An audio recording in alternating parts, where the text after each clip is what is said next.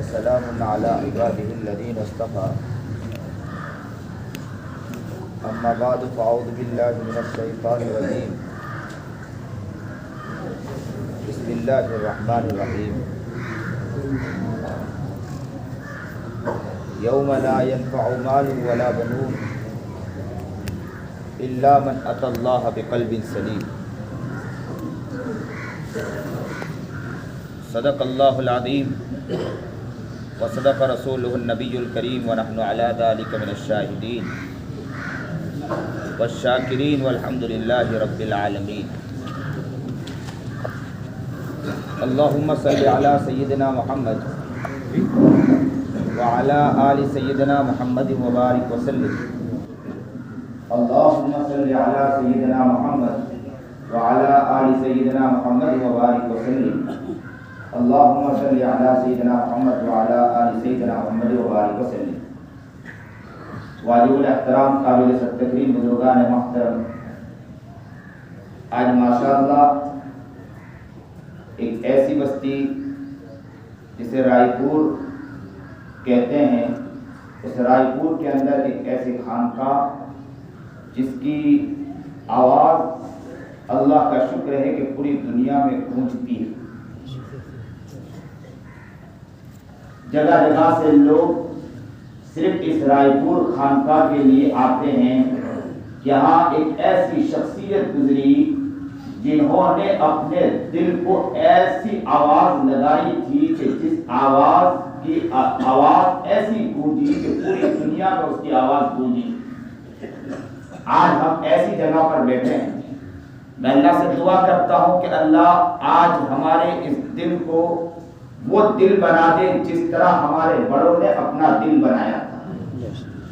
اللہ سے دعا کرتے چلیں کہ اللہ ہمارے دل کو بنا دے۔ یہی وہ دل ہے کہ جس دل کے پیچھے ہمارے بڑوں نے محنت کی تھی۔ حضرت مولانا عبید اللہ بلیاوی رحمۃ اللہ علیہ ایک مرتبہ حضرت مفتی محمود الحسن گنگوہی رحمۃ اللہ علیہ کے پاس گئے اور جا کر کہا کہ حضرت میں کس سے بیعت ہوں؟ تو حضرت نے کہا کہ جس سے بیعت ہو اس کے رنگ میں رنگ جانا۔ کہا کہ اگر آپ جاتے ہو شیخ زکریا رحمۃ اللہ علیہ کے پاس تو کتابوں پر کتابیں لکھنا، اگر آپ جاتے ہیں بانی تبلیغ حضرت مولانا الیاس رحمۃ اللہ علیہ کے پاس تو تبلیغ پر تبلیغ یعنی چلے پر چلے لگانا۔ اور کہا کہ اگر حضرت مولانا حسین احمد مدنی کے خدمت میں جاتے ہو تو کانگریس کا جھنڈا لے کر ساتھ میں گھومنا۔ اور کہا کہ مولانا اشرف علی تھانوی رحمۃ اللہ علیہ کے پاس جاتے ہو تو گناہ ہو جائے تو اسے کتبہ لگا کر اپنے پیچھے لگا دینا اور یہ کہہ دینا کہ میرے سے یہ گناہ ہو چکا ہے۔ حضرت مولانا اشرف علی تھانوی رحمۃ اللہ علیہ کا مزاج یہ تھا کہ ایک اگر گناہ ہو جائے تو اس کتبے میں لکھ دیا جاتا تھا کہ مجھ سے یہ گناہ ہو چکا، مجھ سے غیبت ہو چکی، مجھے چغلی ہو چکی، اسے پیچھے لکھوا دیا جاتا تھا اور اسے لے کر گھومنا پڑتا تھا۔ اور کہا کہ اگر حضرت مولانا عبد القادر رائے پوری رحمۃ اللہ علیہ، حضرت مولانا عبد القادر رائے پوری کے پاس اگر بیعت ہوتے ہو تو دمادم اللہ کے ذکر لگا دینا۔ یہ وہ خانقاہ ہے کہ جس خانقاہ کے در و دیوار اللہ اللہ کے ذکر سے گونج جایا کرتی۔ میں جب بھی یہاں پر آیا ہوں مجھے کبھی اس کونے سے ذکر کی آواز آتی، کبھی اس کونے سے ذکر کی آواز آتی۔ میں آج اللہ سے دعا کرتا ہوں کہ اللہ ہمارے دل سے بھی آواز انشاءاللہ نکل جائے اور یہ دل وہ دل بن جائے کہ ہر جگہ ذکر کی اسی طرح گونجے اور اللہ اللہ کی یاد اس دل سے اسی طرح جاری ہو جائے۔ یہ وہ خانقاہ ہے۔ لوگوں جب اس خانقاہ میں آؤ تو میں آپ کو درد دل سے کہتا ہوں کہ اس دل کو بنانے کی فکر کر لیں۔ اللہ نے جب اس جگہ پر آپ کو لایا ہے، ایسے اور ایسے اللہ والوں کی خانقاہ میں اگر آنے کی توفیق مل جاتی ہے تو اللہ سے دعا کر دینا کہ اللہ جب ایسی جگہ پر ہمیں آنے کی توفیق عطا فرمائی ہے تو اللہ اس دل کو بھی وہ دل بنا دینا کہ جو دل اللہ کی یاد میں سرمست ہو جائے، اللہ کی یاد میں گھج جائے، اللہ کی محبت میں، اللہ کے پیار میں، اللہ کے پیار میں گونجنے والی بن جائے۔ اللہ اس دل کو ایسا دل بنا دے۔ اس لیے نبی کریم جناب سرکار دو عالم صلی اللہ علیہ وسلم نے فرمایا الا وان فی الجسد مضغہ اذا صلحت صلح الجسد كله واذا فسدت فسد الجسد كله الا وهي القلب. انسان کا جو جسم ہے نا اس کے جسم میں ایک لوتھڑا ہے.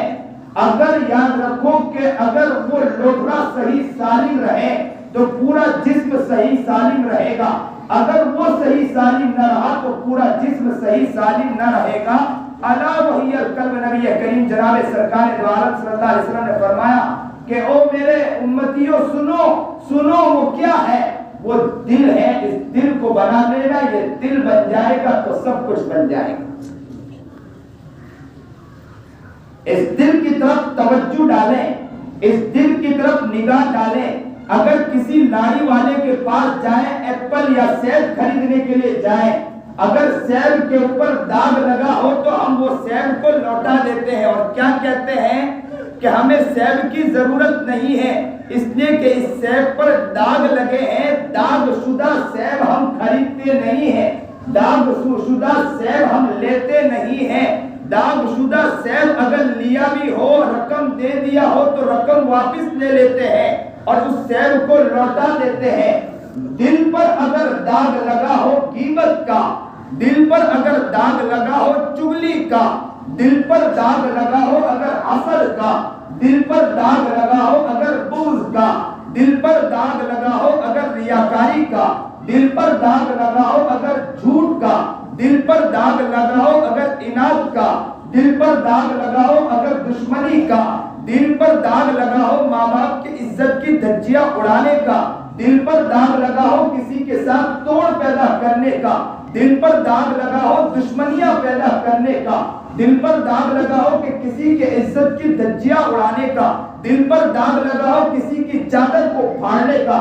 اگر اس دل پر داغ لگا ہو تو ذرا بتائیے کہ سیب آپ خرید نہیں سکتے, ایپل آپ خرید نہیں سکتے ہیں, تو یہ دل پر داغ لگا ہوا جو ہے نا دل, کیا اللہ اسے خریدے گا جنت کے بدلے میں؟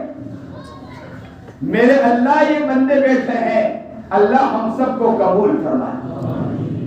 ایک ساتھ اللہ سے کہہ دے کہ اللہ ہمیں آج قبول کر لیجیے. اللہ بہت یہ دل گندا ہے. اس دل کی طرف اگر آپ توجہ ڈالیں تو آپ کو پتا چلے گا.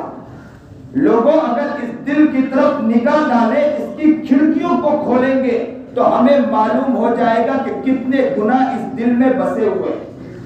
کسان اگر کسانی کرتا ہے تو کھیت چلتا رہتا ہے, لیکن اگر وہ کسانی چھوڑ دے کئی سالوں تک تو کسانی چھوڑنے کی وجہ سے وہ کھیت کیا ہو جاتا ہے, بنجر ہو جاتا ہے. اس میں کھیتی کرنے کے لائق وہ کھیت نہیں رہتا ہے. کسان کسانی کرتے رہو گے, کھیت کو جوتتے رہو گے تو یاد رکھو کھیتی چلتی رہے گی, زمین چلتی رہے گی. اگر اس کو جوتنا بند کر دیا تو ایک نہ ایک دن وہ آئے گا کہ وہ کیا ہو جائے گا, بنجر ہو جائے گا. اسی طرح یاد رکھو اس دل میں اللہ کی یاد کو بساتے رہو گے تو یہ دل جاری رہے گا.